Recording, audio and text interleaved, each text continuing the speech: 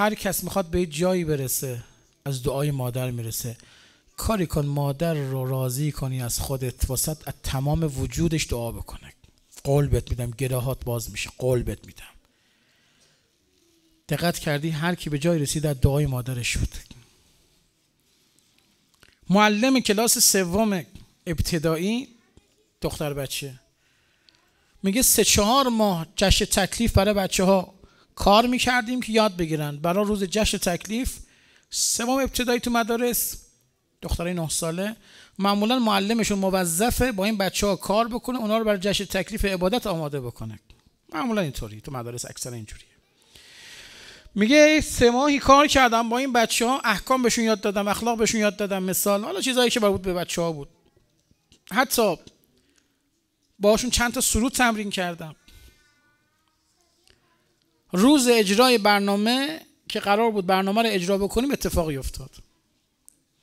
خانواده ها نشستن، فکر کنید یک سالن آمفی‌تئاتر، صندلی ها مرتب، خانواده ها دعوت شدن، کلی آدم اومده. ردیف جلو هم که مسئولین مدرسه، مدیر، معاونا، معلمین، مسئولین آموزش پرورش دعوت هم نشستن. جلسه رسمی و سنگین. ما هم رفتیم روی سن. این معلم خانم میگه بچه‌ها رو آماده کردیم و اجرا کردن و موضوعات مختلف اجرا کردن. برنامه خوبی شد. رسید به آخر برنامه، سرود برنامه. این گوش کنید قشنگه. میگه بچه‌ها رو چیدمان کردم روی این سن، قدهای کوتاه‌تر ردیف اول، متوسطا ردیف دوم، قد بلندا ردیف آخر.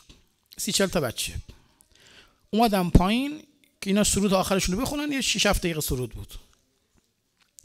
همین که من اومدم پایین این آهنگ نواخته شد، بچه‌ها شروع کردن به خوندن.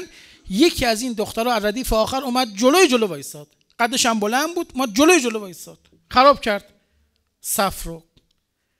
حالا منم هی هرس میخورم پایین، برو عقب فاطمه، برو عقب. نمیخواد که من بشنوه، نمیخواد که ببینه. داره اون ته جلسه رو نگاه میکنم اینجوری وایساده. یعنی من تو رو آدم حساب نمیکنم مثلا. خدایا من چرا اینجوری شدیم بچه؟ چرا اینجوری میکنه؟ من چرا انقدر به هم ریختم؟ هرس دارم میخورم. برو عقب. بچه وایساده داره واسه خودش درود میخونه. خانم مدیری اخ میکرد بهش، انگار نه انگار. بعد به من گفت ولش کن بچه است. حالا همه دارن گوش میکنن. بعد جوری هم وایساده جلوی بچه دیگه هم گرفته نمیشه فیلم بگیری. تو همین اثنا میگه دیدیم داره میخونه، داره میرقصه. چرا اینجوری میکنه بچه؟ کل جشن تکلیف رو به هم ریخت. همین هین بودیم دیدیم مادرش اومد جلو گوشیشو داره بود، داره فیلم میگیره، به بچهش بای بای هم میکنه. مادر دختر هر دو تعطیل. این دختر که اومده جلو میرقصه، این مادر که اومده جلو فیلم هم میگیره. میگه خیلی بهم برخورد. 2 بار به این زن گفتم خانم بشین. انگار نه انگار. اب نداره. برنامه رسمیه، سنگینه، نمیشه کاری کرد. برنامه تموم شد و سرود تموم شد و بچه اومدن و دیگه 5 دقیقه 10 دقیقه هم جایزه مایزه تموم شد. داشتن همه میرفتن خونه. دخترا رو برداشتم بردم کنار. بینجا ببینم فاطمه. بله خانم. بی ادب. چرا این کارو کردی؟ چرا آبروی منو بردی؟ خجالت بکش. خانم ما کاری نکردیم.